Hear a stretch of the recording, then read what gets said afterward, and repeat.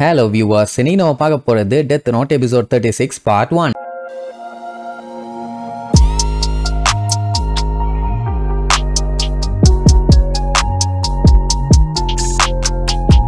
Open பண்ணா போன episode கியோமி வண்டியா எரிஞ்சு செத்து போயிட்டான். எல்லாத்துக்கும் காரணம் இந்த லைட் படுபாவி பைய. ஒரே ஒரு பாடியை மட்டும் தான் ரெக்கவர் பண்ண முடிஞ்சிருக்குது. அதுவும் கியோமியோட பாடியை. அந்த சர்ச்சில் பாத்தீங்கன்னா 2 டன் ட்ரக்கும் ஒரு மோட்டார் சைக்கிளும் கிடைச்சிருக்குது. அதுவும் எரிஞ்ச நிலைமையில. இதை பார்த்துக்கிட்டு இருந்த ஐசவாக்கு அப்படியே பத்திக்கிட்டு வரும், இப்படி பண்ணிட்டானுங்களேன்னு. ஆனா நம்ம லைட் மட்டும் அப்படியே உள்ளுக்குள்ள என்ஜாய் பண்ணிட்டு இருப்பான். சரி, இவ்வளவு பெரிய பஞ்சாயத்தா இருக்குது, அவங்க செத்துட்டாங்களேன்னு யாரும் கவலைப்படல. வந்து போட்டோ எடுக்கிறதுக்கு வந்து நின்னானுங்கல்ல. ஆனா இப்போ அடுத்து கிரா சப்போர்ட்டர் யாரு அப்படின்ட்டு டிவில ஒரு விவாதமே நடந்துகிட்டு இருக்கும். ஒவ்வொருத்தரும் கிறுக்க மாதிரி வந்து நான் பண்றேன் இந்த உலகத்துக்கு அவரோட வாய்ஸை நான் பிராட்காஸ்ட் பண்றேன், நாங்க அவருக்காண்டி அவ்வளவு சப்போர்ட் பண்ணுவோம், உமன்ஸ் எல்லாம் இதுக்கு செட் ஆக மாட்டாங்க, ஜென்ஸ் தான் கரெக்ட் அப்படின்ட்டு முட்டக்கண்ணெல்லாம் வச்சுக்கிட்டு முட்டிட்டு வருவானுங்க. இத பார்க்க இவங்களுக்கெல்லாம் பத்திக்கிட்டு எரியும். இவனுக்கெல்லாம் மனசாட்சியே இல்லையான்னு. அவ செத்துட்டான்னு அனௌன்ஸ் பண்ண அடுத்த செகண்டே ஆரம்பிச்சிட்டீங்களாடான்னு. லைட் எல்லாமே பிளான் பண்ணபடி பக்காவா போயிட்டு இருக்குதுன்னு சந்தோஷப்பட்டு இருக்கும்போது கரெக்டா நியர் கான்டாக்ட் பண்ணுவான். எதுக்கு கூப்பிட்டு இருப்பான்னா, என்ன நடந்தாலும் சரி நம்ம மீட்டிங் போஸ்ட்பாண்ட் ஆகிறதோ இல்ல ஸ்டாப் ஆகிறதோ எதுவும் நடக்க போறது இல்ல, சொன்ன டேட் சொன்ன டைம்க்கு டான்னு வந்துடணும். ஓகே தானே? ஒண்ணு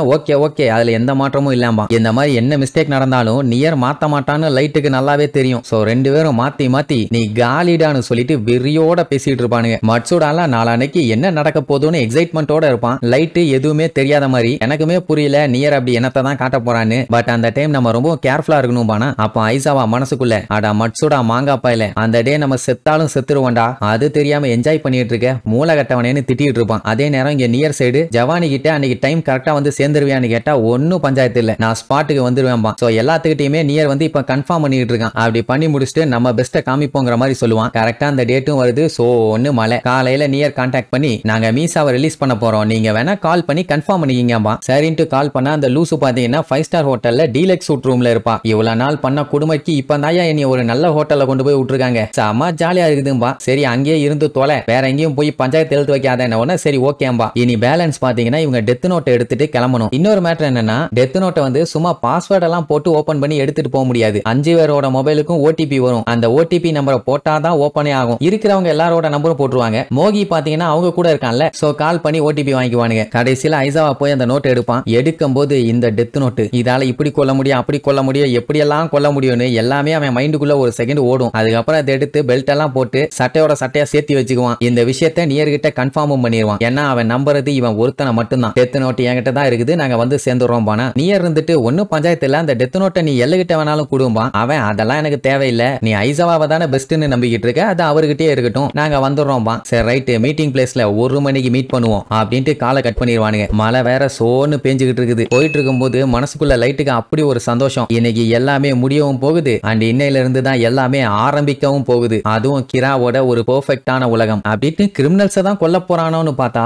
இந்த நோட் புக்கை பத்தி தெரிஞ்சவங்க எல்லாத்தையுமே அவன் கொல்ல போறான் அப்படின்னு ஐசாவா யோசிச்சது கரெக்ட் தான். அவன் கூட இருக்கவங்க அத்தனை பேர்த்தையும் போட்டு தள்ள போறான். அதுக்கப்புறம் என்ன, கரெக்டா வர வேண்டிய இடத்துக்கு வந்து சேர்ந்துருவானுங்க. ஐசாவா உள்ள செக் பண்ணி பார்த்துட்டு எல்லாரும் வந்திருக்காங்கன்னு தெரிஞ்சதுக்கு அப்புறம் லைட்டை வந்து கூட்டு போவான். அப்படியே அவன் காரை விட்டு இறங்கி 4 பேரும் ஒரு வாக் வருவானுங்க பாருங்க, ஸ்லோ மோஷன்ல. அந்த இடத்துல ஒரு மிகப்பெரிய தரமான சம்பவம் இருக்குதுன்னு அந்த பில்டப்லயே தெரியும். டோரை திறந்த உடனே உள்ள பாத்தீங்கன்னா அந்த 5 பேர் இருப்பாங்க. மத்தவங்க யாரும் மாஸ்க போடல. ஆனா நியர் மட்டும் முதல்ல இருந்தானே எல்லு, அவனோட மாஸ்க போட்டிருப்பான். எந்த அளவுக்கு உசாரா இருக்கான் பாத்தீங்களா? சோ ஒரு வழியா 2 டீமுமே மீட் பண்ணியாச்சு. அப்ப லைட் நியரை பார்த்துட்டு, ஏண்டா விளக்கண்ண, அவனோட மாஸ்க போட்டுக்கிட்டீங்கன்னா நீ எல்லாம் மாறிட முடியுமா? அந்த மாஸ்க போற அளவுக்கு உனக்கு எந்த தகுதியும் இல்ல, ரைட்ஸும் இல்ல, மூலகட்ட முட்டா பயலன்னு மனசுக்குள்ளேயே பச்சையா திட்டிட்டு இருப்பான். ஐசவாலாம் பார்த்துட்டு, என்னடா எஸ்பிகேவோட ஆளுங்க 4 பேர் நார்மலா வந்திருக்காங்க, நியர் மட்டும் மாஸ்க் போட்டிருக்கான், என்னடா நடக்குதுங்கன்னு மட்சுடா தான் புலம்பி தள்ளுவான். இது என்ன அநியாயமா இருக்குது? அவன் கிரான்னு யார சொன்னாலும் எனக்கு அதை பத்தி எல்லாம் கவலை இல்ல, நீ மட்டும் மாஸ்க போட்டு உன்னைய ப்ரொடெக்ட் பண்ணிக்கிட்டீங்கன்னா அப்ப நேனு வெண்ட இழிச்ச வாய்வா, நாங்க செத்தா கவலை இல்லையான்னு கேட்பான். தம்புடு, இந்த மாஸ்க் ஜஸ்ட் ஒரு இன்சூரன்ஸ் மாதிரி. இங்க இருக்க எல்லாரோட ஃபேஸுமே கிரா பார்த்திருக்க நிறைய வாய்ப்பு இருக்குது, ஆனா என்ன பார்த்திருக்க வாய்ப்பே இல்ல. சோ அப்படி இருக்கும்போது உங்க எல்லாத்தையுமே போட்டு தள்ளுறதுக்காக அவன் பேர் எழுதி வச்சிருக்க வாய்ப்பு இருக்குது. அதனால ஒரு 1/2 hour இருந்து 1 hour பொறுமையா வெயிட் பண்ணுங்க, அப்பதான் யாராச்சும் கிராவோட கண்ட்ரோல்ல இருக்காங்களா இல்ல சாவறாங்களான்னு தெரியும் அப்படின்னு சொன்ன உடனே,